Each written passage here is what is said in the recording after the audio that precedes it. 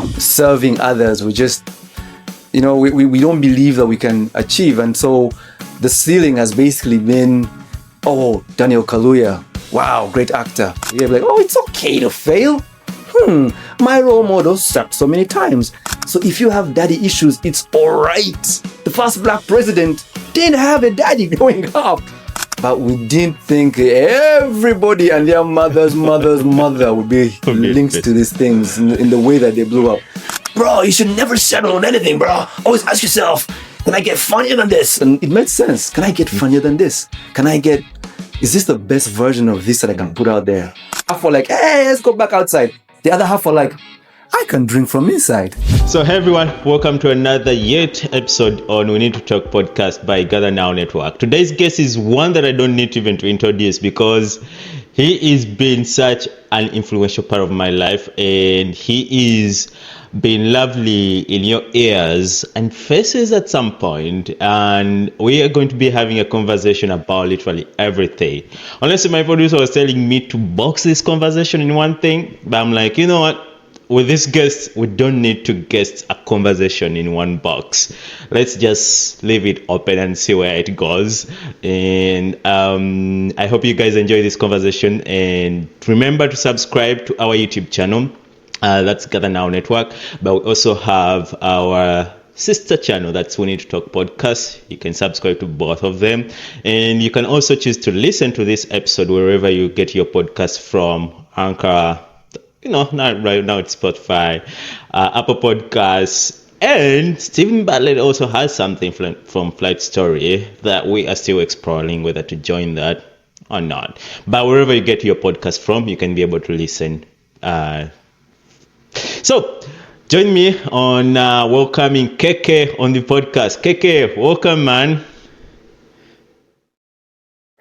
Thanks, bro. Thank you for having me. We have been planning this thing for the last 5 years.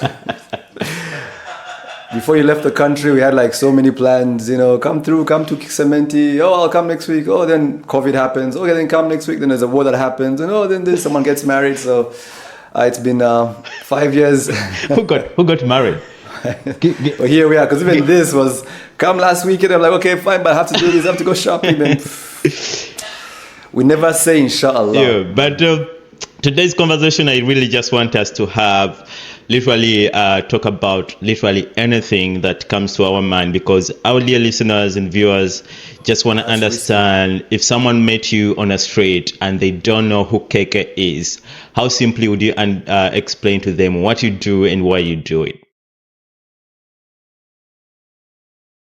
I hear you. So listen, if I met someone on the street right now, I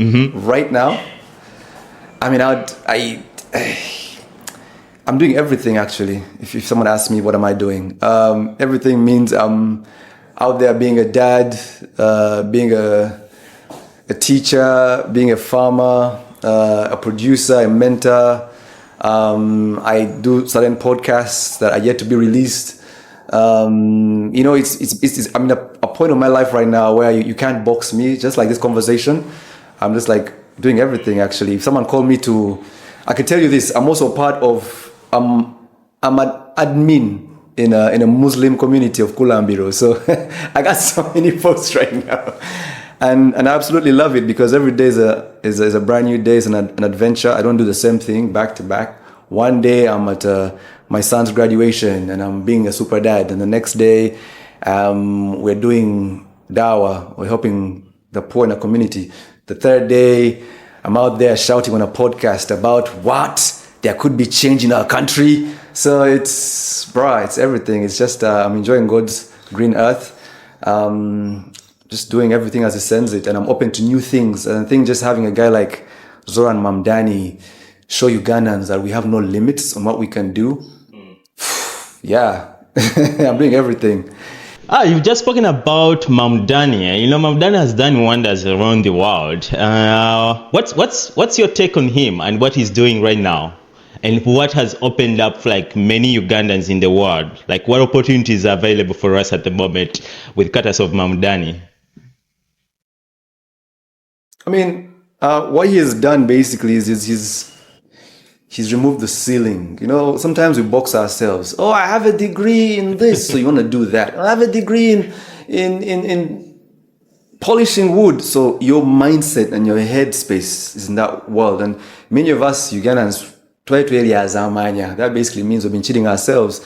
You know, we are just doing very odd jobs in the world. We're going out there and just serving others. We just, you know, we don't believe that we can achieve. And so the ceiling has basically been, oh, Daniel Kaluuya, wow, great actor. Or some guy won a Super Bowl with the New York Giants in 10 years ago. Oh, so we have just had, so what he has done by going out in the world and showing them that I'm a Ugandan born kid, I've done this, but I can still come to New York, which is the most known city in the world, which is the biggest city, biggest economy, 100 things about New York, and take it and dominate it, and not just win luckily, a proper landslide, proper historic, mind-blowing, Trump-ruffling win. You know, the biggest thing, and if you went to the big things out of Uganda, the biggest thing since before this out of Uganda, if you think about it, on that level, is Idi Amin. I mean, the other things don't, because when you rate Uganda on a neutral level, people don't think about the stuff we do on the our gold medals stay in the Olympics, our Commonwealth medals. Oh, we did this, we did that. But on that, what Mamdani did, for him to be mentioned every single day on CNN, on Fox, around the world on the social medias, it basically is an Idi Amin level, because everyone in the world knows New York. New York is like Michael Jackson. It's those generics like Pepsi is like a huge thing. So everyone will know. In the NBA, the New York Knicks are a shit team, but everyone floods Madison Square Garden. Right. What does that tell you? When you see Eddie Kenzo or was it Lydia Jasmine? No, was it on Times Square for just an hour? Yeah. It's a big deal.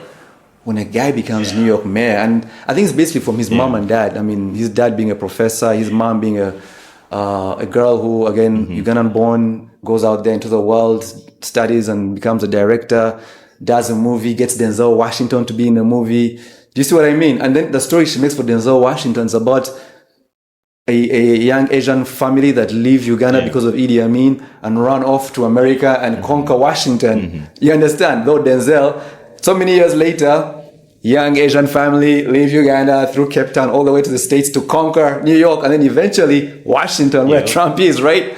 I mean, what does that tell you? They believe, and they just show Ugandans, listen, you guys are from the river of Moses, the river Nile. We're a blessed nation. You can never limit what we can do. Go out there and test yourself. This guy was going against Trump head on. He's telling every Ugandan kid out there, whether you're black, Asian, as long as you're born here, have the confidence, have the balls, have the spirit to go out there and dominate. I see what you're doing out there as well. I've seen other Ugandan kids, whether it's in sport, broadcasts, you name it. Go out there and do your thing and do it well. And this kid is a kid who, he didn't begin in politics. You know, he began with helping out his mom on a movie set. And then from there, he's doing a rap song with his friend. So he's done everything to find his calling. What does that tell you? You can never settle. You have so many dreams, so many things. So go out there every single day and challenge yourself. And then in trying to meet new people and new communities, you will find your true calling. That's where he is, you know. So that's very brilliant, which is something actually that I feel like we should be now heading into as a conversation, like trying to find your path through this digital and saturated environment. Like, we are having very many opportunities, but we also having very less people getting engaged with these opportunities. Like, there are various opportunities that are around within our current environment, which is something like, okay, everyone listening right now is being bombarded by content. You've been like in the media game for a while. When you look at the digital landscape, like in Uganda versus when you started, does it feel like the opportunity to you, or does it just feel like noise everywhere? I mean, it's a lot easier now, you know, so much easier to be a star now, to make it now. I mean, back in the day, to be a star, when I was starting out, you had to go to a station, do a voice test, wait for months to be called back. Now, you think, I'm good. Just get a camera, get internet, shoot yourself, post it. The likes will let you know. There's that filter of, we shall call you in 2 weeks. It's now gone, you know. Now really it's a battle of who can go, who can stay consistent, and who can create. Because I mean, there's a lot of copycat stuff where if someone is dancing, let's all dance. If someone is doing this, so that's gonna happen. And don't knock anybody for copying each other. I mean, it's hard to be creative on a level where I need to churn out new stuff every single day. The difference maker is really who stays in the game year after year after year after year. There's so many stories to tell. There's so many ways to tell them. There's so many things you can do: skits, you can do plays, you can read stuff, you can just sit for the camera and just go at it. There's so many levels to achieve. There's so many ways. You can decide to be a televangelist. My friend Daniel Canyeres, he began in radio, then TV, then stage, and now on TikTok, he's televangelist. Like, just keep growing. And every new year, ask yourself, me as Amon, do I want to do the podcast the same version? How about next year we talk to a new demographic? So we have going to a point where it's just us to limit ourselves. You now can't get fired anymore from your job because you are the job. So right now it's really on us. And I think it's right. I wish this was there when I was kicking off. If the fire that we had then in this current setup, we would have a real blast. And the kids who have the hunger for it are having a real good time because they release stuff every single day. They talk about everything. They are everywhere. And I just pray that this generation develops a passion for releasing stuff, for guys, what are we doing tomorrow? What are we doing tomorrow? Like they just keep, because we have so many stories to tell. And people think, because you're telling the same stories. Don't talk about the Rolex. Don't talk about the same old Ugandan stories. There's so many others that you don't know about, and that's the thing. Yeah, I mean, bro, you can even just go back and dig up what has already been told and has stopped being told, like by 2010, and say, let's retell these other babies again. Let's retell the Idi Amin story in our way on Netflix in that 5-part series. Yeah. You get what I mean? Let's look at Idi from this version of the dude. Because every other person has painted Idi Amin as a villain. How about we create a story where he's the good guy and the other guys are the villains, and let's see how the world will see it. And you see, so we need to just keep poking ourselves.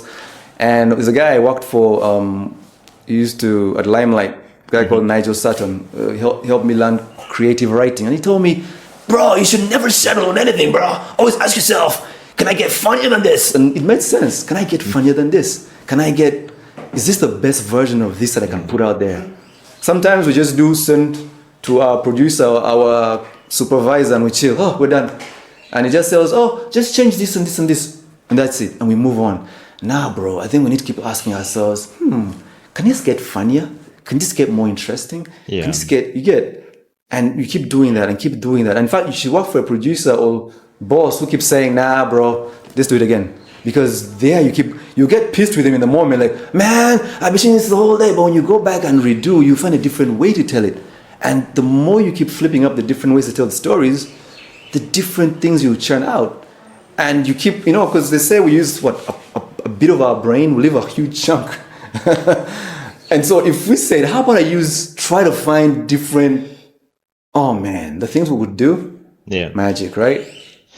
I mean, when you look at, like, if you could go back in maybe 10 years from now, let's say maybe even 15, when you're just starting your career, with the knowledge of how saturated the space would become right now, what's that one thing you would have done differently to protect your peace as KK?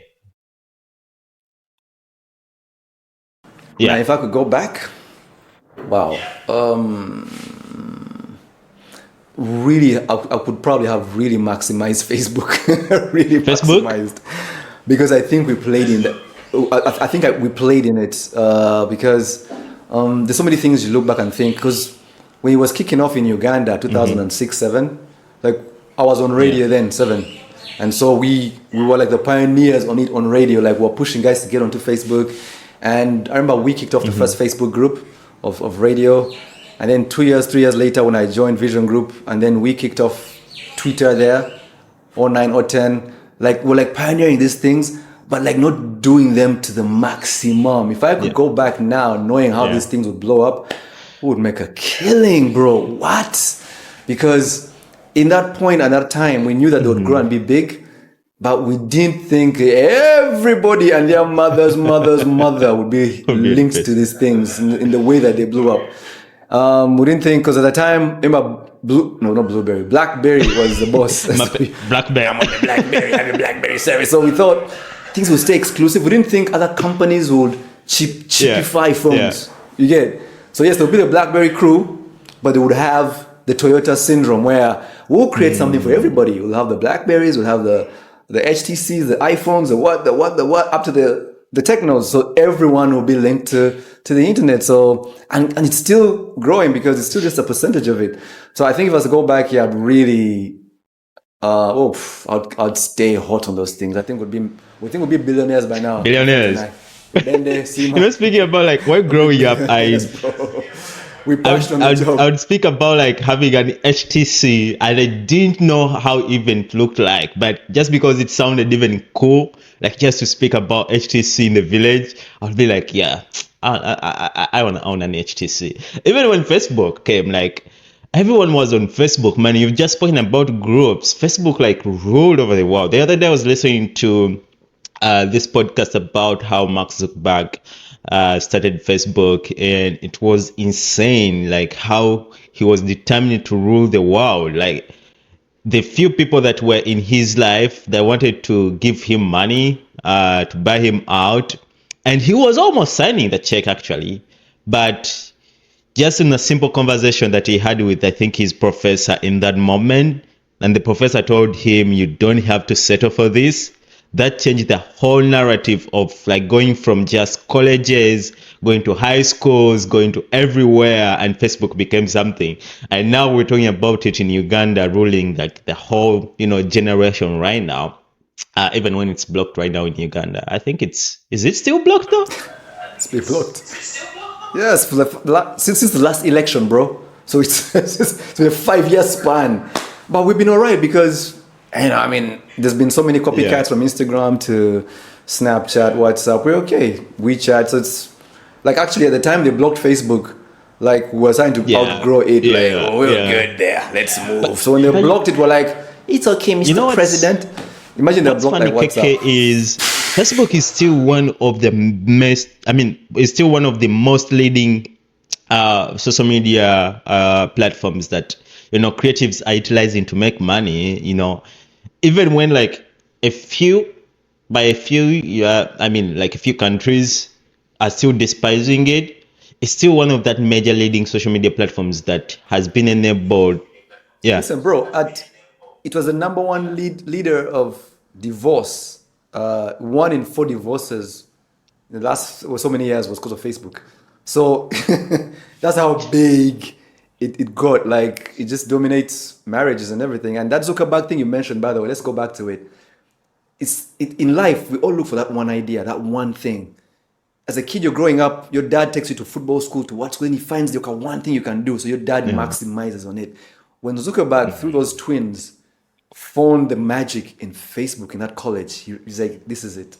The magic of knowing people, I have it. There were copycat things, the MySpaces, the high fives, but the way this thing was set up, there was no way he could sell it. He just knew this is it. And if I make this and perfect this, the US government will hire me to do stuff, to spy for them. This is it. You just saw the magic it did at Harvard, and he was ready to not graduate and just move on. I would never sell that. That was genius.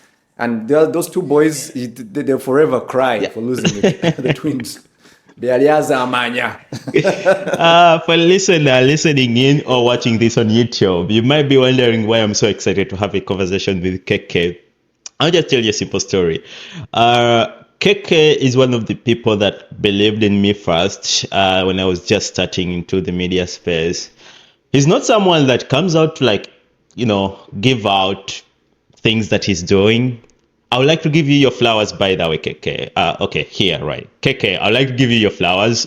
Man, I remember when I was just starting to get into this whole media thing.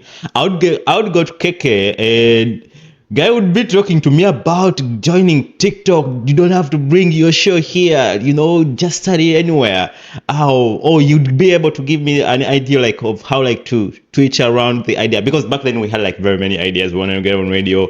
I had a friend, Magezi Joy, we like getting a show, and KK would be that person who would be able to twitch in here and there, and the conversations would be free, and they would feel like, this is someone who's supporting you, this is someone who's guiding you to the direction that you need to be at. And from that day, whenever we'll have like conversations, it would feel like, man, this guy understands me, this guy understands what I want.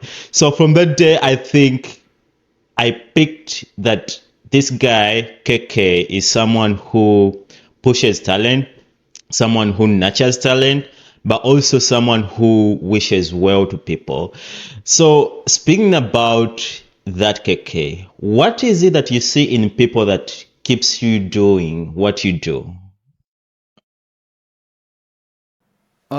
Just the Spirit of God, really. The greatest commandment is love thy neighbor. One of the greatest commandments. Love thy neighbor as you love yourself. And so what that means is, in this world, we're here to win. And you've had things like the only man who wants the best for you or for you to do better than him is your dad. So our job is to break these things. Like, why should the only man who wants you to do better than him be your dad? Why should another random man want you to do better than him? And here's a mindset: be the best version of yourself in your world, not in my world, because we all have our different worlds. I want to be I want to be the best dad in my kids' world, but I want to help you become the best dad in your kids' world and the best whatever you're doing in your world. So, and I believe like when you empower people, they empower you. When you help others, the universe helps you. God reaches out to you. So, it just became a feel I saw, I think, from even being raised in the church, whether it's watching Pastor Kayanja or Pastor Gary Skinner, just help people, whether it's band members, singers, like they gave people platforms to just be stars, to minister and to achieve and see the world, get visas to the States, to Buckingham Palace, just by serving God. Now these great men would use those platforms. So same here, many people would approach me, help me get a job, help me come to the company you're working at. So many times you can't get them in, because as much as you want them to come work with you, your bosses have a tight budget or a tight slate. So what else can you do for this young person who wants to come through? Advice, talk to them, show them the things you missed out that you basically learned on the way. So you give them shortcuts to their greatness. And if you help them get to their level, God will help you get to yours, because you're running different races. Okay.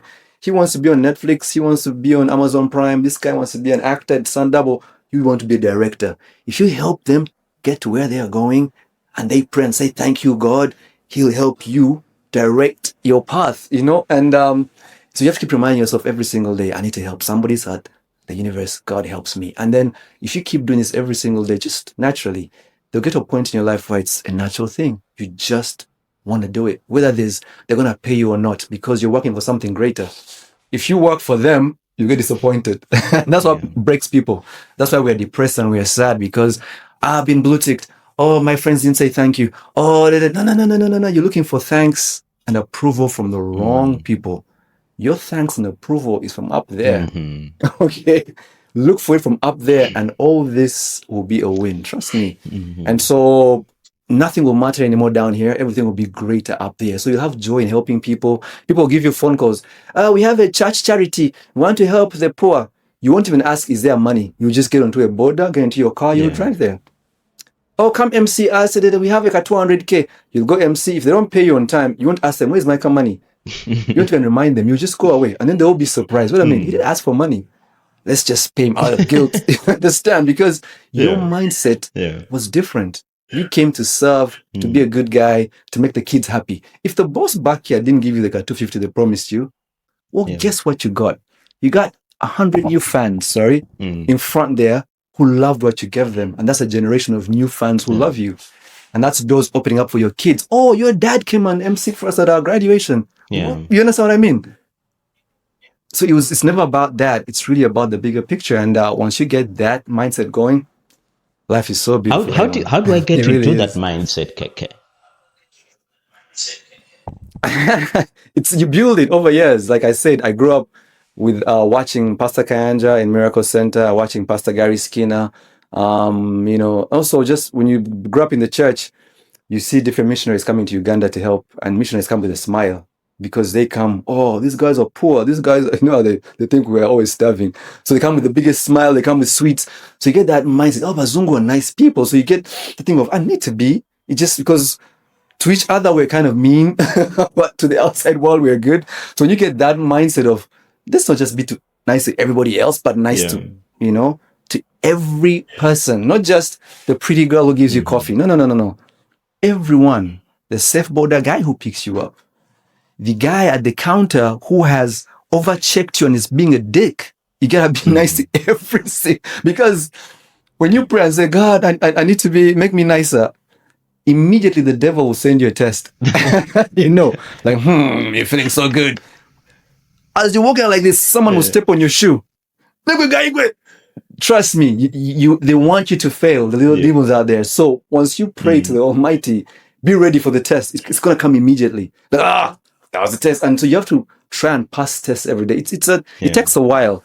You don't just wake up one morning and you're good. No. You're gonna make many mistakes. You F up. You'll abuse somebody. I'm like, oh, did I do that? But as long as you keep refreshing, every time the sun comes up, you come up and say, this is a new day, it's a new me. You will be good. Many times, Amon, we don't forgive ourselves. So we have backlog, So we wake up with anger of yesterday. And so we're still angry at people. No, if you keep forgiving yourself and forgiving people, you wake up better, fresher, and looking for a better opportunity to do stuff. So bro, it's, but pray, because when you pray, prayer cleanses the heart. For a man who is been in the media space, I know that you are trying to take a break, or you're taking a break, which we're going to talk about briefly in the next few minutes. But for a man who is trying to take a break and also has been in the media space, you know a lot about God. And what is funny is KK, we didn't tell the listeners or viewers, KK stands for Karim Katuram, right? So Karim, speaking about Kayanja, Pastor Gary Skinner, missionaries, help us connect that. But God really manifests himself in different ways. And I found myself reading the Quran in 2013 and just saying, wow, because the Quran is basically, when you read it, you just see the Old Testament. There's the same stories there: Moses, Abraham, Musa, that's Moses. Jesus is there, Mary is there. Mary has a whole chapter, a surah called Surah Maryam. They talk about Jesus in the Quran more than they talk about, Muhammad, peace be upon them. And you read about Jesus, Prophet Isa, and you're like, wow. And it's everything the Bible says. There's just only one little difference. The Bible says this is the Son of God. The Quran says this is a prophet from God. And so it's just a little small thing. And I'm thinking, so who's right? But then I think to myself, it shouldn't matter who is right, as long as you're doing good, as long as you're following the 10 Commandments, whatever. And I just found myself gravitating towards Islam more. It felt more accurate on so many things. For the Jesus part, I just told myself, he's got to be a prophet more than the Son, because in Islam, we believe God is one.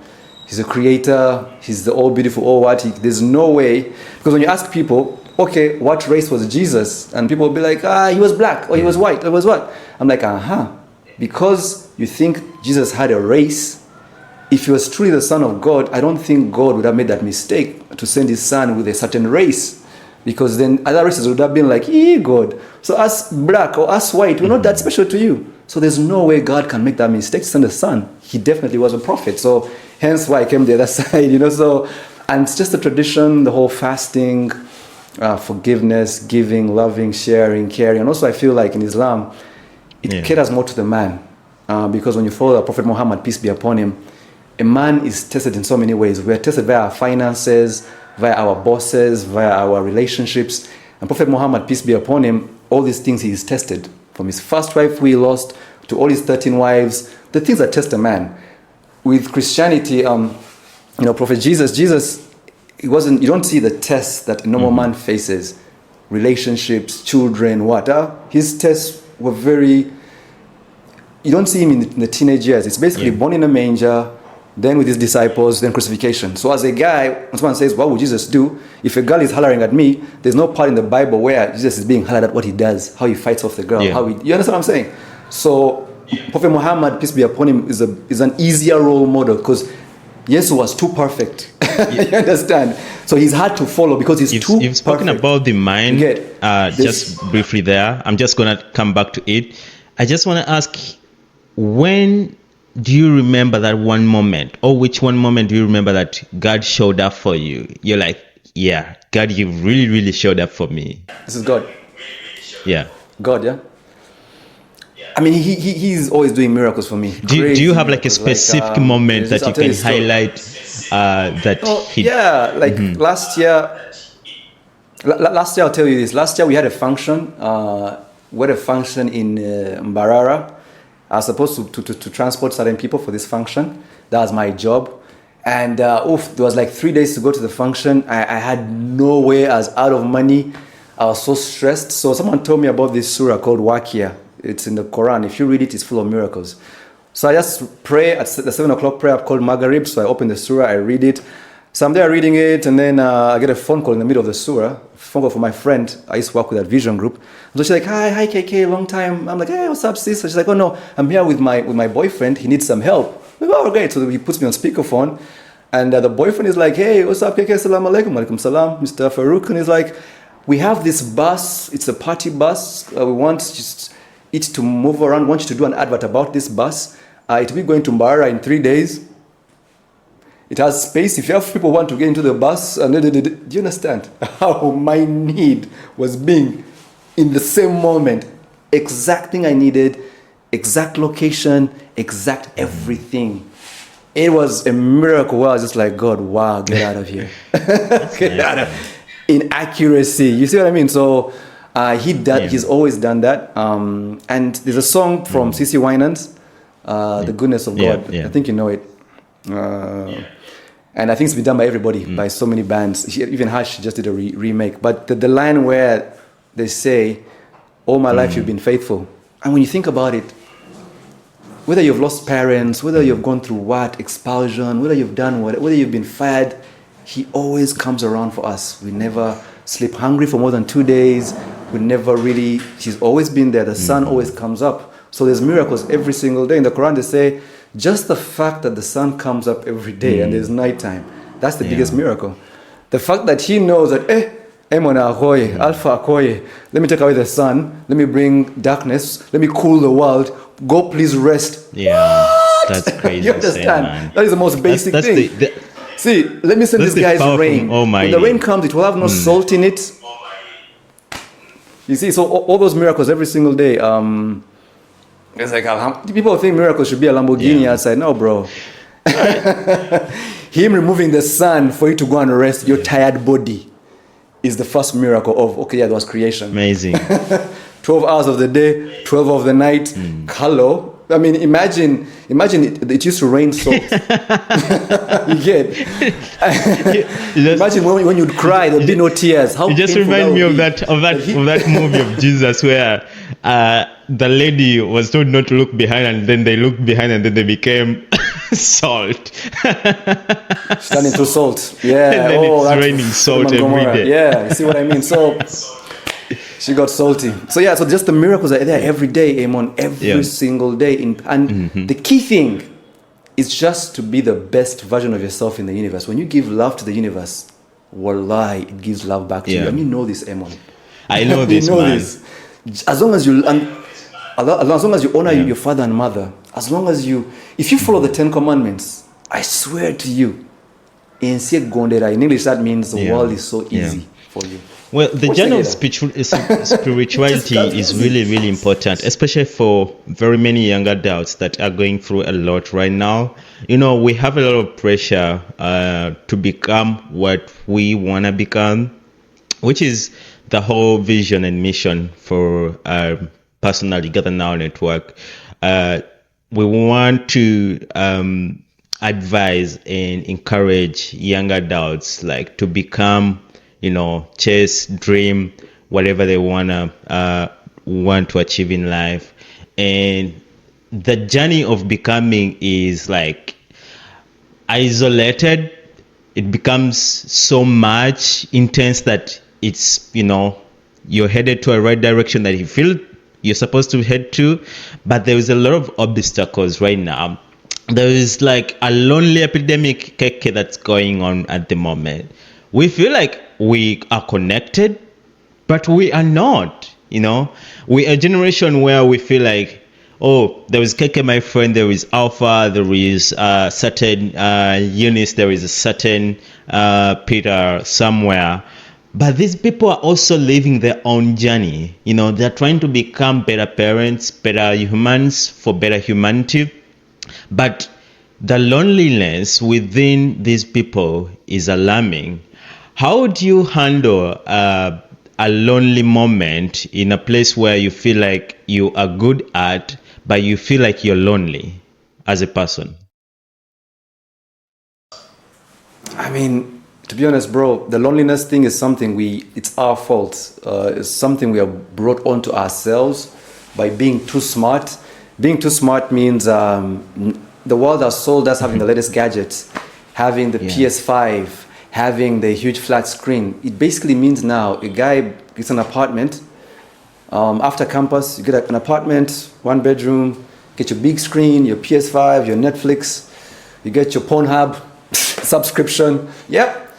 And then you have social media. So you have all these friends you've never met around the world. But you're all buddies, you DM each other, you follow people you've never met. Now you have AI models, you have everything else. So everything is happening on screens in your house, but not physically. And we have made it okay. So when you come from work, pop, back into your apartment, so you have no time to connect again with people for fellowship, for networking, and when the lockdown came and school was shut down, church was shut down, when they were opened again, abantu abasinga, the most people in the world didn't go back. Half went back. Half were like, hey, let's go back outside. The other half were like, I can drink from inside. I can be. So they come back home. The moment they get back, because they've been stuck 4-5 hours in jam, the moment they get back home, they watch one Netflix series, play FIFA, they go to bed and they're okay. Wake up in the morning, back to work, the grind, back home. The girlfriend breaks up with him because he's got Pornhub, he's all right. He's got an AI girlfriend, he's all right. So eventually now, you get into a world where you're all right because your real friends are on the socials. The people you follow, the LeBron Jameses, the idols. And you go away from God. And God means seeing your mom, checking on your mom, hanging out with your friends, who are your neighbors, watch together. And that's this generation's, I think it's this generation's cancer, bro. And we have to fight it. And that's why they say, mgiremu mizikiti, mgiremu church, go and commune, guys, go meet people. But we're not doing it. Man. And we're not, trust. And people die in their apartments 2, 3, 4, 5 days later. That's when they come looking for you. Kick down the door. On your PC dead. You were probably jerking off or doing something, and that's it. And we'll take you to church, make a big fuss. Oh, he was such a great guy. But the last few years, you were lonely as fuck, bro. You understand what I mean? So I just feel like it's... And yet your mom is there. And all she wants is 10 minutes on phone with you, come see the older man in the village, send her 50K. But now, bro, you're spending 5 million on a bloody gadget, on a PS5, on whatever. Hello? So the humanity bit of it, just connecting, loving, has just made us so... And look at the divorce numbers. Look, we can break up, it's okay, because the last 2 years of that relationship, they were both on their phones. So technology has ruined us. We talked about Facebook and how it's how it broke up marriages. You think about WhatsApp and Instagram and all these things. Why did you like our post? So couples are splitting, kids are disconnected. Technology, this generation's cancer. And it won't go anywhere because every year you have to get the new iPhone. You have to get this. There's so many new Wi-Fi hookups. Now you can learn from home. You don't need to go and sit in a classroom with your friends. So even the community of kids is getting... Kids are so materialistic. Daddy, go buy me this. Daddy, I want the PS this. Daddy, take me to the playground. Dad, I'm like, nigga, no. In Australia now, there's a new rule that kids below 16 cannot have social media. That should be the whole world, bro. Let kids go back and play, get dirty, fall and grind. Now when you say you can't do this, they sulk, they suck their finger, and they, oh, bro, we are in trouble. You see what I mean? Yeah. Who will come to their funeral services? You're going to have funeral services where there's a casket, a pastor, and a camera for people to watch you on Zoom in their homes. Because ain't nobody It has going to be in become a that norm. church. It has become a norm, We've man. created that. Yeah. It's the norm. You see what I mean? So, And even as you just doing this, whereby we are having a conversation and like I'm just seeing you through the screen, you're just seeing me through a screen. For me, it's a cringe. I would like us to have like a conversation when you're just sitting next to me. Cologne, bro. Like, let's what cologne talk. is this? Let's hear each other out. Let's feel each other in that moment. Because like for example, if you shared something that is so emotional, am I just gonna tap the screen like I'm tapping on your back? Hey, man, I'm here for you. No, but we've just made it so normal that our minds have adjusted to being it. introverts. We spoke about the mind earlier on, and I want us to have like a different perspective from the angle of mental health. When all these things happen, the mind starts telling us that it's okay, let's adjust, if others are doing it, why can't I do it, But what's its ripple impact on our mental health generally? I know you might not have like all the specifics of like the clinical aspect of it, but from a personal perspective, what do you think would be the impact of, this loneliness and making things normal on our mental health? I mean, bro, early death. That's a point, man. You've had the saying you've had the saying, umchala wa fast, the husband never lasts long. Yeah, you've seen that many of our uncles, if the wife does first, Auntie Gundi, the husband a year later is gone, or 2 years later, because the guy has been used to his wife being at home, a warm meal, even if they're fighting, just having love somewhere.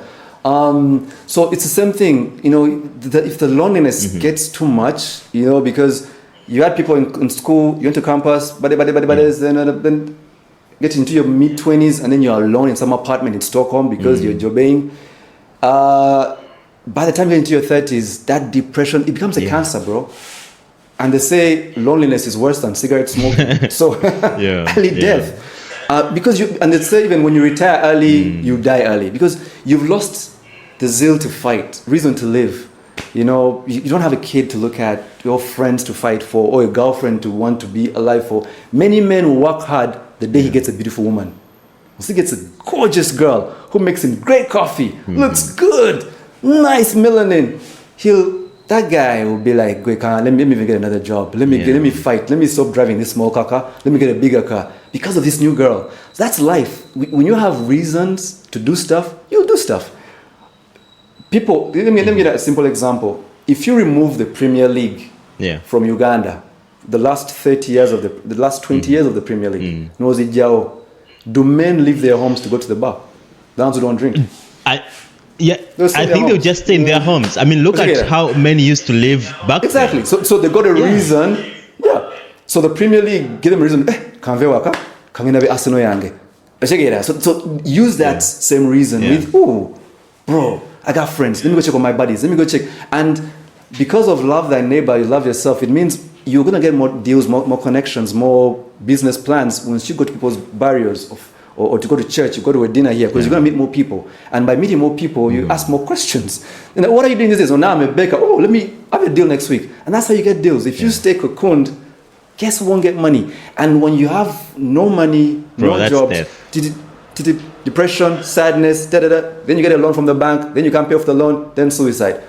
So all the things just come down pressuring you to, what am I doing in my life? You get into your mid-40s, oh man, all my friends have kids, what do I do? So then you start running all these races in your head, all because you just cocooned yourself.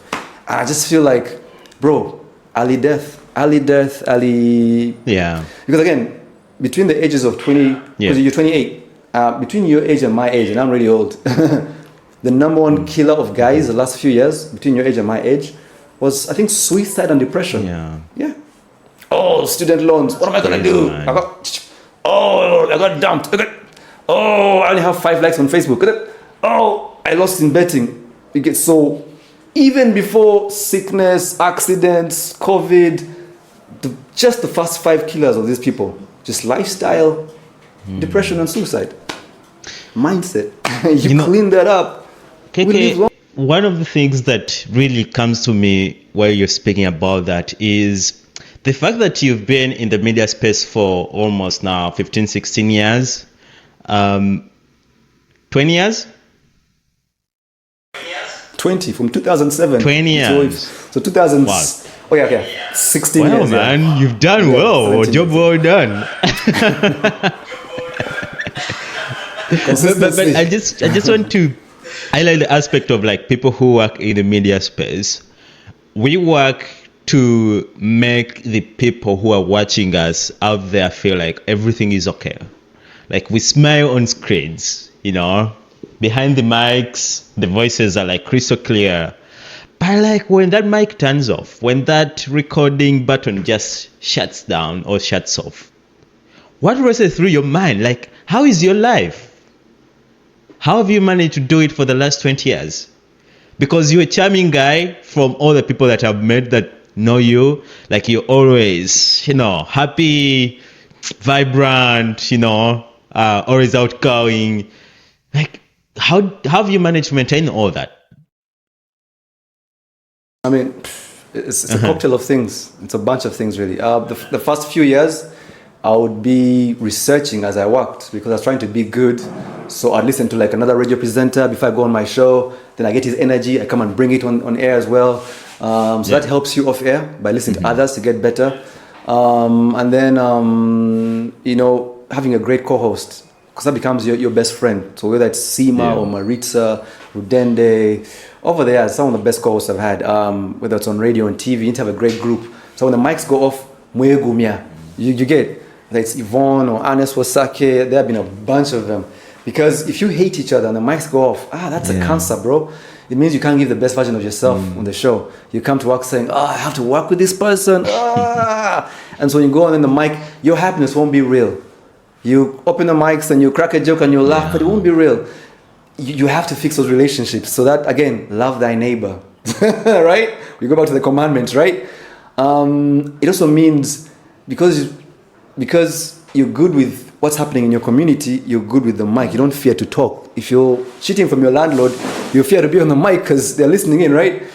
And then later when I really started praying and go closer to God in 2013, off the mic, 4:20, I go down to the mosque to pray. If I'm on the show, I have to have time for God. After the exit at 7 p.m., I'm at the mosque at Mukwano. I'm praying just to thank God for the opportunity to actually have a job. And then also look at the role models like Steve Harvey, who's great and funny, who's, before he begins every show, he's also praying. So all those little things over the years, just, like I said, research and learning from these guys, co-hosts, God, all those things would help when the mic goes off. Because many presenters be depressed because the money is little. So he's giving you a good time, but as the mic goes off, he's thinking, the money is little. That's radio stations. That's a statement right in there. Money, especially like young adults today, man. Like we want to live a life that is so bougie, that it shows that we have everything figured out. Because you're a star, but your pockets aren't being a star. Right. It's killing us. And so it kills. And if you came into the business to be a star, you are doomed. Why did you people love you and they're waiting to see you? But why did you get into the business of media? You never came with the mentality of being a star. Nah, I came because it was easy to do. I felt like I was looking for an easy way because my mom kept disturbing me. Go back and study. Do this course. So I was just like, I need to get a job quickly so she can stop bugging me to study. So I had that getting into radio could be an easy way because from school they would say, you can guy, you're funny. So I'd be like, let me get a job here, get my mom off my back. Because I would listen to Sanyo FM all the time. And so I heard that there was a competition somewhere. I got into it. Boom, boom, boom, boom, boom. Yeah. So it was more of a lazy move, being a Motoro boy. And when I got in, I Right. realized, wait a minute, oh, it's actually fun. Let me try and get better at this. Oh, people think that was nice. So it was more of God playing Yeah. his chess moves, yeah? Because only he knows us, yeah. So it was just, You know, lead me, Lord, and let me you find just my way in mentioned this thing. you just mentioned Yeah, the group of being on radio in the group that you've worked with. You mentioned a few names in there, and I realized we've had almost conversations with all of them. Like I've had Maritza on the podcast, I've had Rudy on the podcast. Now I have you on the podcast. I'm only missing Sima. I think we should be able to reach out to Sima and have her on the podcast as well, so that the circle is She would love to be complete. on it. Yeah. All of us. Cynthia, Sabrina, all my people. So Guhi. okay, let's talk about the future, man. You've been doing radio for the past 20 years. Right now, I understand you're getting into farming. How do you shift gears? How should someone who is in the media space? I've seen Mildred Tuhaise as well, like doing farming. I've seen who else have I seen doing farming? Kabushenga also doing farming. What's in farming? What's there?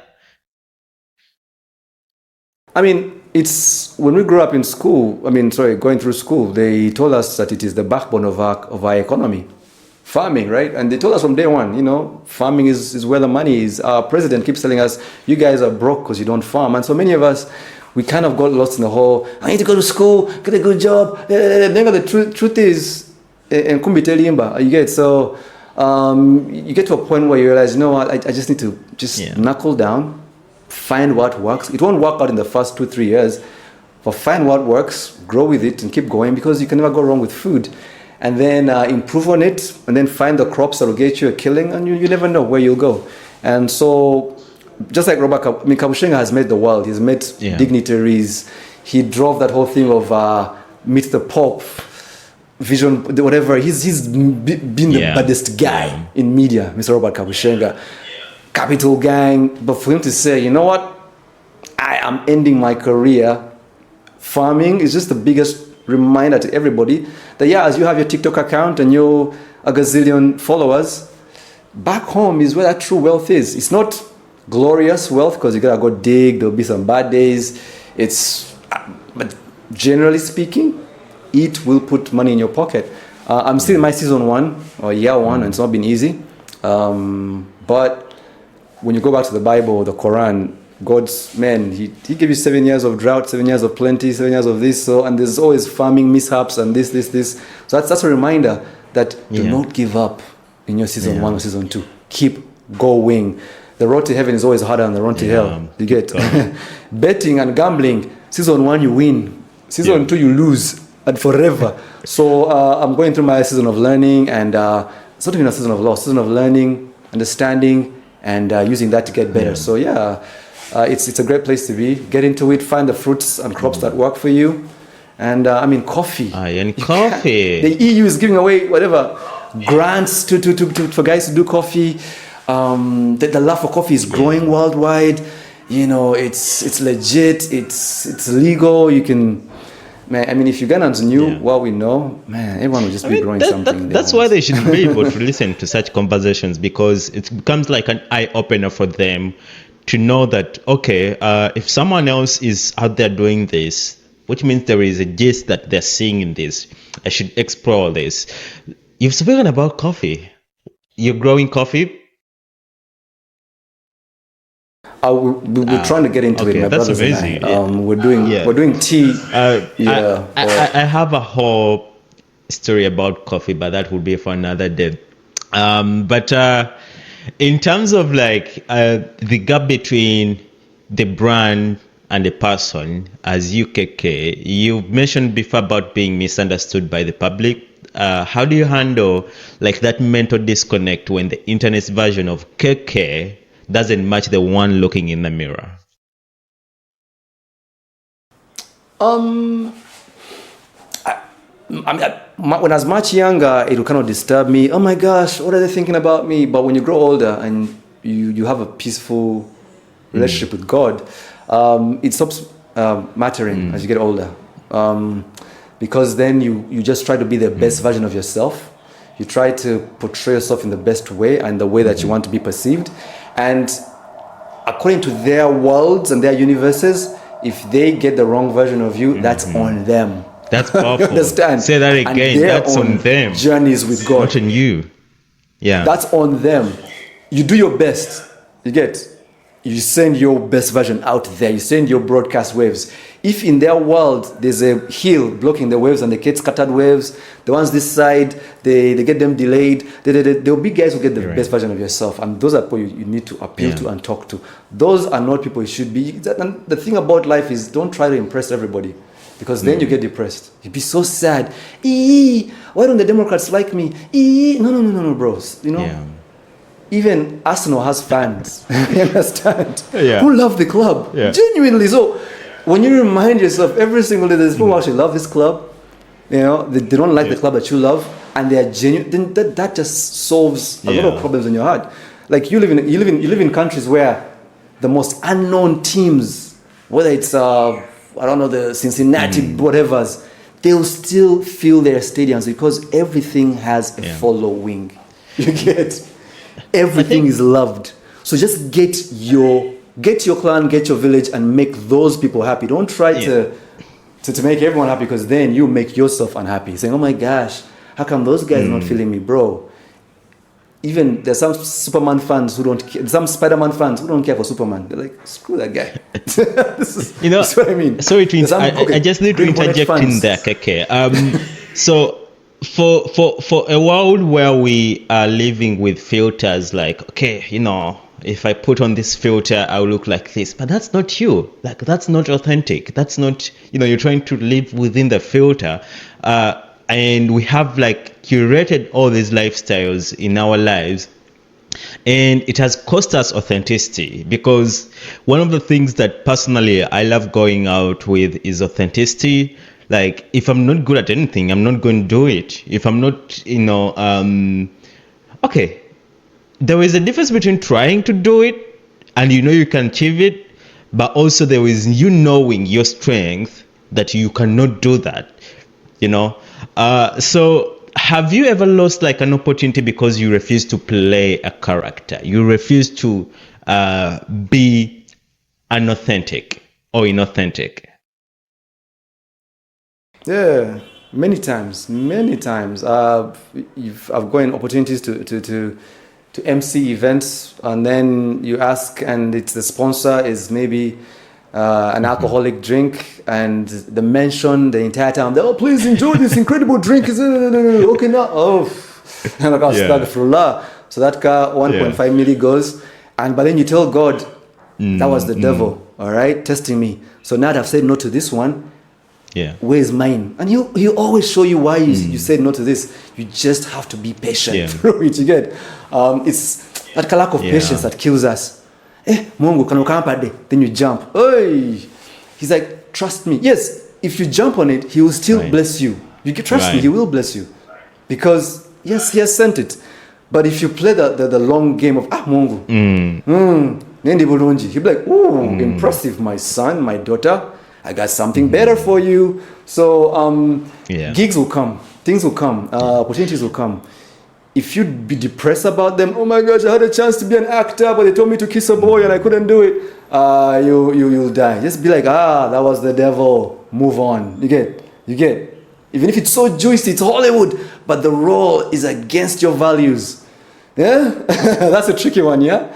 Hollywood comes calling, but they're like, hey, we need you to take off your clothes and do this. And you're like, then go back to the commandments, honor thy father and mother. And you're like, my mom will be heartbroken.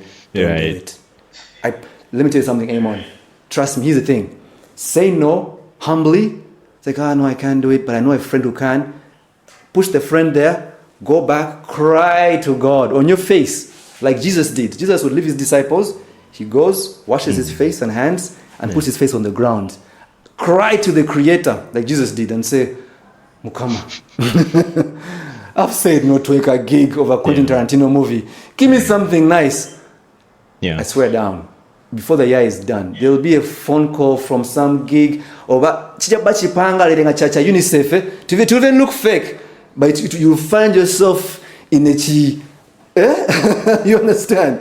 And you'll be like, oh wow, I see this. And because you gave God the glory here, you'd even give him the more out here, because he'll take you to this point over here, because this you were thankful till this. Yeah, so don't try to break your back. Don't try to pretend. Don't try to. If you love to pretend and do stuff, and go for it. That's the world actually. We pretend, we dress up, whatever. But if you're like us and you have certain values, stick to them. It might be tempting. There's a gig. No, talk about a betting company. Stick to your values. Trust me, the Creator is always watching. Trust me, He always is. Man. Okay, there's a guy at Manchester United. There's a captain, Mazurui. A guy. He was told to wear a little jacket one day to support about what he said. No, in my religion. Then his teammates were like, "Oh, wait a minute. Let's be with that teammate." Boom. It was beautiful. Like, just be. Don't try to impress anybody for anything. Here's the thing. Here's the key thing. Be humble about it. Like, okay, this is a good initiative, but not for me. My mom will kill me. And step aside. Don't be like, this is all. No, just be humble about it and then step aside. The universe will be all right. From the examples you've just given, really, I think sometimes we just keep our eyes on things that really matter, and we look at them and just think, it just happened. Like that example of Mazarawi. I remember there was also an example of, I can't seem to trace this exact name, but like one of the biggest shows on the sports world on CBS Sports, Katie Abdo, the Jamie Carragher and Henry Shaw. It's called, it's not Golanzo, it's I think Champions League, something like that. This guy was being hosted on CBS, and he's Muslim as well, but I think he's from Egypt. And there was a culture where they're not allowed to shake a woman, shake hands with a woman who's not your wife, I think. So he shook Henry's, hand, then Carragher, then Mike Richards, then on Kate brought the hand, and the guy pulled back, and he's like, actually, I did this, And Kate was like, oh man, you're humiliating me, and the entire world is watching. The guy explained to them, it's culture, it's, so you don't have to do something that you feel like, pressure is, mounting on you to do it. So the whole world, if it's watching, that's on them. If you feel like those are your values, well and good. Okay, let's speak to like a 20-year-old person who's watching or listening to this, and they're like maybe fresh out of varsity, they're from Makerere, Mok, maybe Kenya, wherever they've gone to uni, and they've been watching all these influencers. Right now we're in the world where influencers are taking off. There's a lot of noise, they want to build a career, they have graduated with their master's or bachelor's degree in whatever they have graduated in, and they want to build a career in their space. How would you advise them to do one thing that would take their career to another level? Yeah, just one thing. I mean, of course, my most generic advice would be, put God first. I mean, to pray and tell Him everything that you plan to do. Just tell. I told Him in 2002, a long time ago, when I began the radio thing. Like when I began the dream, let me work on radio. I told God, please make me among the most successful to do this, and He helped me get to some level of success. So first and foremost, establish your plans to the Creator who put you there, because you didn't ask Him. He put you there. So be like, well, you put me here, dude. Help me with this. Then 2, whatever it is, follow your passion. Whatever it is. Because if I know you did a degree in, polishing wood floors. Don't think about your degree. That's for your parents to be happy. That's for them, okay? In fact, if you can, don't put the picture of your degree there, you holding like a thing. But take it off the wall. That's rubbish. Don't think, because when you think of your degree, to box you in. You work with your papers looking for a job that is going to give you that you studied. Think, I did this degree for my parents, they're happy. Now it's me and the world. What am I passionate about? I like to grab grasshoppers. How do I make this an awesome thing? How about you have AI now. Go to Meta AI and say, okay, Meta AI or ChatGPT, what's up? I am a grasshopper catcher and lover, but I have my degree in whatever. Create for me a career where I can combine these three things to come back with, get a small car, put on the biggest grasshopper, go and sell them in town, play music like this. It's going to coin for you an idea. Then just pursue that and don't get off your passion, because when you stay to your passion, it means that the days where there's no money, the days where people have let you down, pissed you off, it has rained, there are so many grasshopper catchers, you'll still be happy because it was your passion. If you chase other people's passions, when there's no money, there's a war, there's sadness, you'll be depressed. But I even do this. You see what I mean? When I chased the radio thing, eventually I was like, oh, I kind of like this. It meant that even when no one paid me money, I enjoyed being there. So the thing I would tell to you is just chase your passion. Give your parents their degree, let them be happy. Nimusao. Then leave the doctor's degree. God, them like, okay, now time to create sweaters and put them on Instagram. Time to start baking. Chase that passion. Make it look the most amazing. Show the world your passion as well. Because now the world has changed. You can now show off your passion on TikTok. You know, guys, welcome to my wonderful world of collecting safety pins. Ooh. Today we're collecting yellow safety pins. This is yellow. This is green. And be passionate about your passion. Because if we love seeing you love your stuff, we'll love your stuff, you know. The safety pin guy, you get? Yeah. That's how it is. The most weird followed people just are passionate. That guy called Kaby Lane, the guy who does this, who says nothing, just does this. Do you know his number one skill? His number one skill is he memorized the whole Quran. It's called a Hafiz. So from Surah Al-Fatiha till Falak al-Nas, he can recite without looking at it.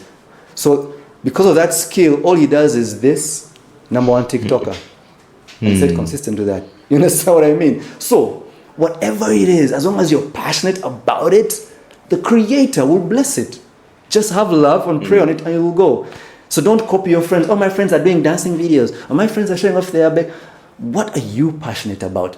But my things are boring. I only like candles. Perfect. Let's go collecting scented candles. Smell them, rate them, judge them, and light them in a room.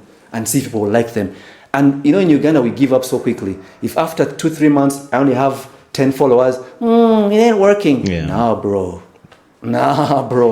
Keep going. Your current president, your Jaja, when he began, he had like 2 followers. He kept losing in elections. He kept effing up. Then he got some 40 followers. Then they got some guns. Then they kept growing in numbers. And now here we are, how many years later? 40 years? He's still here and he's got a gazillion people that he's taking care of.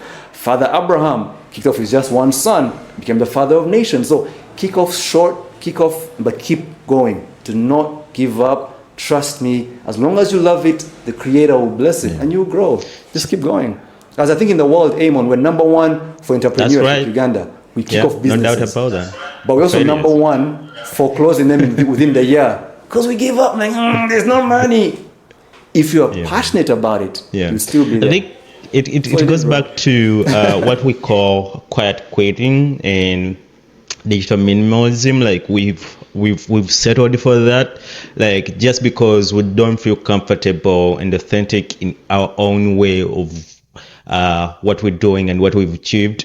Like just because there is like a corner office somewhere that you feel like you should be, then you just pull back with, you know, a lot of stress that you're carrying and baggage altogether, and just pull back just because maybe Keke didn't like my post, you know, you give up. Just because your works, you've spent maybe 18 years in school and you feel like you've not gotten a job immediately after school, you just, you know, pull back and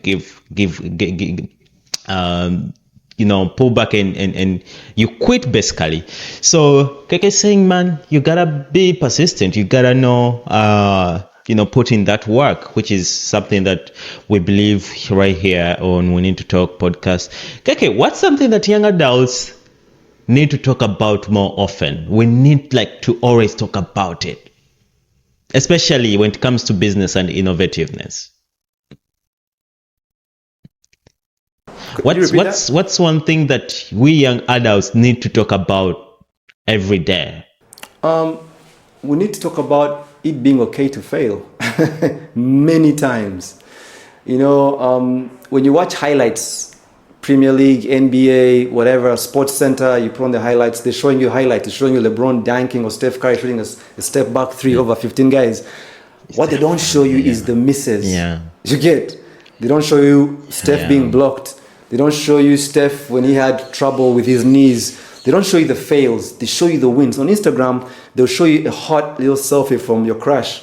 They don't show that she spent 25 other different shots, not getting the right length. So we talk about failure. It's okay to fail, bro. It's okay to fail over and over again. The US president, Mr. Donald Trump, has failed the most times. He has been bankrupt. He's been shot down, hated, disrespected, whatever. I don't care for him, but that's a strong-willed guy. And I think if there's one thing the world can pick from that dude, Mr. Trump, is his resilience, and so as young adults, talk about failure and I think we should have a wellness center, you and I, Amon, a failure wellness center, where when you enter the rooms, we don't show you Michael Jordan's or LeBron James's achievements. We show you their failures. That in '96, Jordan, this happened to Jordan. Or here, he was caught gambling. Or here, his high school teacher didn't give him this. Or here, his crush said no. Then walking into a room where I'm saying achievements, accolades, you kind of shrink. If I walk in and I'm seeing Museveni's posts everywhere, I'm like, it's hard to be like Museveni. If we walk into a room and there is, he failed in an election here, or this, or he lost some people here, he lost a friend, like, this is a normal guy. So we need to normalize talking about failure, because in that is how we shall pick ourselves up. You get like, it's okay to fail. My role models sucked so many times. Ladies who can't have kids or struggling to have babies will be like, oh my gosh, my role model has had 15 miscarriages before their first baby. Wow. The story of the late, great Lucky Dube was, he was called Lucky Dube because his mom kept miscarrying. And then when she got him, miscarrying. When she got him, she was so blessed, she called him Lucky. So Father Abraham, I keep bringing him up, he didn't have a son till he was 100 or something. Talk about Abraham's failures. Some people are like, wait a minute. Hey, if Abe can do it, I can do it. Tell the world that Obama only met his dad once or twice. So if you have daddy issues, it's all right. The first black president didn't have a daddy growing up. You're okay. Don't play the victim. LeBron James never met his dad. You are fine. When we play the victim thing, because we know we were fearing failure, we run into failure. If we know it's coming, we'll know how to navigate it, because the greats have all had to maneuver it. So, KK, we've had this conversation almost 60 minutes now, and so far, I think everyone listening in knows that they have to do something about their life to find the path they need to go into. Is there something else that you want to talk about before we bring in a question that was asked by our previous guest? Because we have a norm here that we've started, that a previous guest leaves you a question so that you can give them a solution, or you can give them an idea on how to deal with that quest that they're on. Yeah.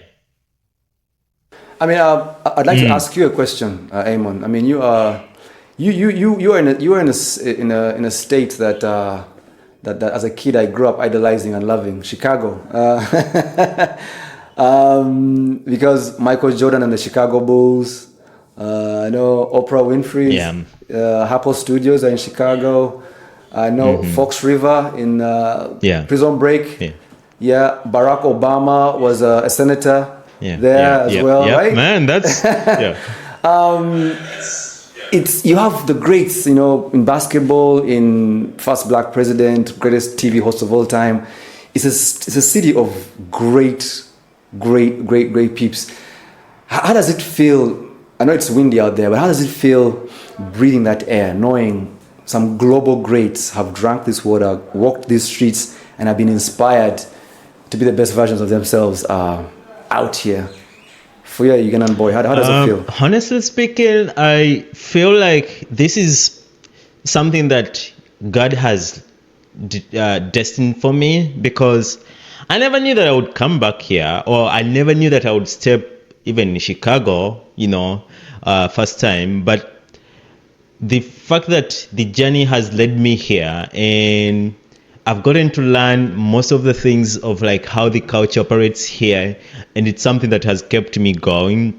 For the first time that I got into Chicago, I saw everything different, man.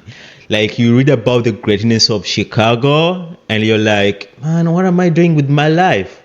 I should be pursuing something better. I should be pursuing more on what I'm doing. And when you look at like all the dignitaries you've mentioned, like Obama just launched another headquarters, and all the things that are within Chicago, they make you wanna, strive for more. When you're walking around Chicago and you're looking at that like Trump building and you're like, he is the president right now. When you look at the history of all like rappers and hip hop stars that have been developed through Chicago, you feel like, okay, I should put my hallmark within this place. So for me, it feels more of like an opportunity really to grow, but also to strive for more. That's why I've not given up. Like, that's why we're even having this podcast, because when I came here, it was challenging. Why? I needed this podcast to run because I knew its impact on the community, one, but also its impact on me as a person. Because when I have such conversations, it helps me, it's like mental food for me, that's one, but also it helps me learn a lot of things. And there are very many people who listen to such conversations that they pick a lot of things and learn a lot of things from such conversations. So I knew this podcast had to keep running.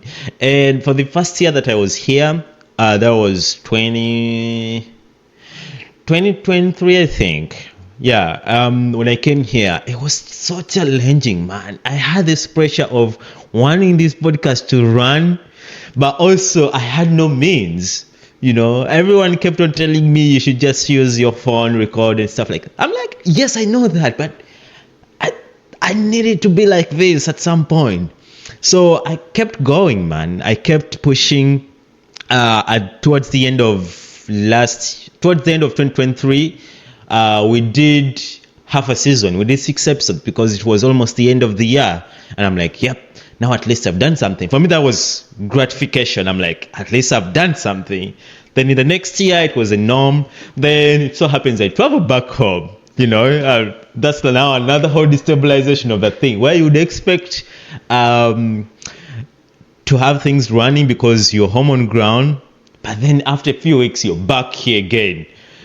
Things go back to the norm.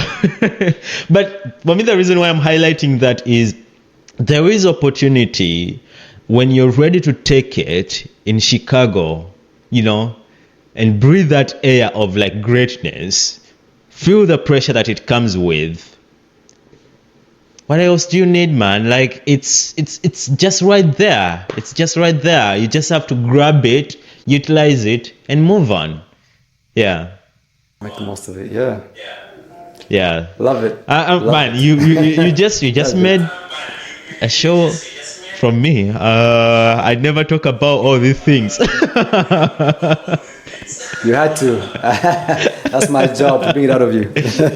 Yeah. The question that our previous guest left you was, why do many people in our society never change anything about their reality? Actually, it's something that we've just talked about, like, opportunities and stuff like that. Why do people never change? But why do many people in our society never change anything about their reality?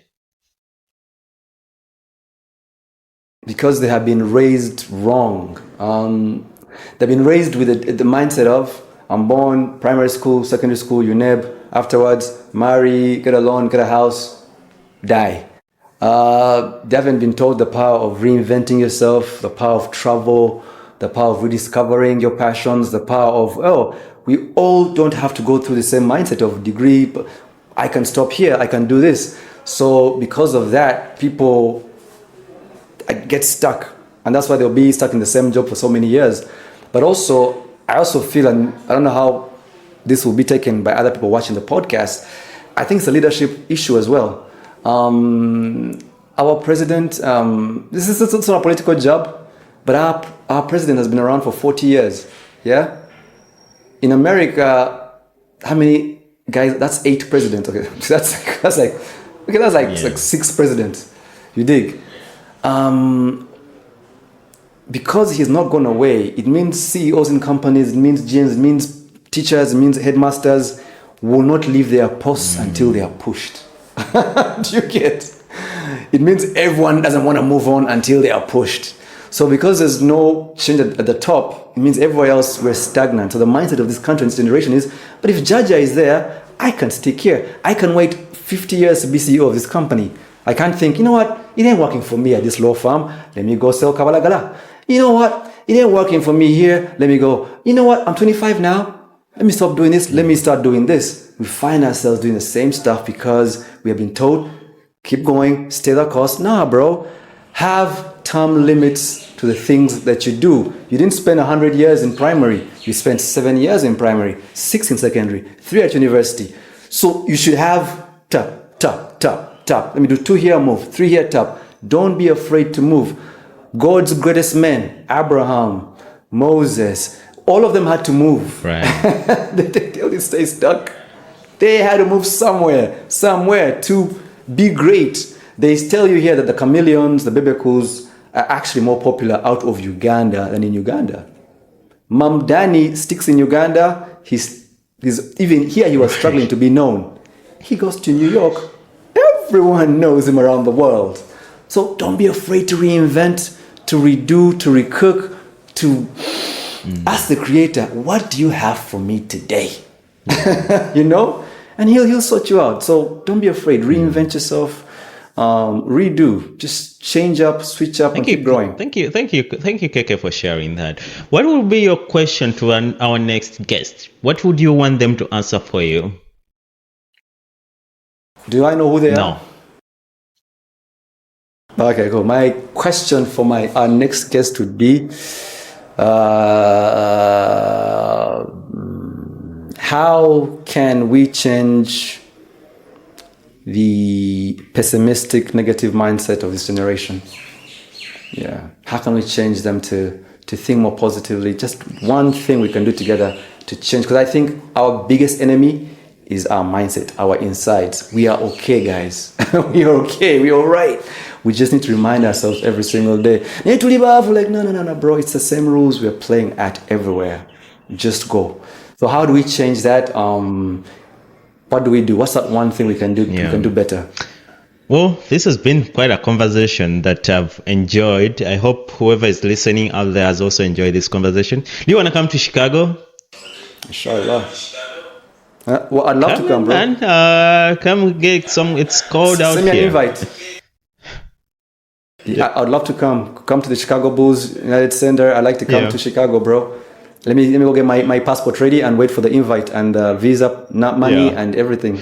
All right, Keke. I appreciate you taking time to come by the podcast. I'm glad we did this, and I'm sure it's been so fulfilling for anyone listening, but also for me personally, because I've gotten to see a side of Keke that he never, shares with most of us. Whenever I'm with Keke, it's just vibe. It's it's coffee talks, But this has been more revealing, and I hope you've learned a thing or two. Keke, thank you so much for coming by on the podcast. Thank you for having me. Thank you so much. May God keep blessing this podcast, the crew, Alpha and Eunice. May we grow. May we get the highest height, like the best coffee out there. Inshallah. Thank you so much. And for you, the viewer, thank you for spending time with us here. I know if you're watching this, wherever you're watching it from, send it or share it with a friend so that they can get to learn things they have to do to clear their path to their success and greatness. And remember to subscribe, because when you subscribe, it's the support that you give us and pushes us further. You can also listen to this wherever you are listening your podcast from. That's Spotify, Apple Podcasts, and Amazon, wherever you get your podcast from. Subscribe to We Need to Talk podcast and Gather Now Network YouTube channels where this episode is posted. Thank you so much. We'll see you next time. Until we need to talk more. Bye.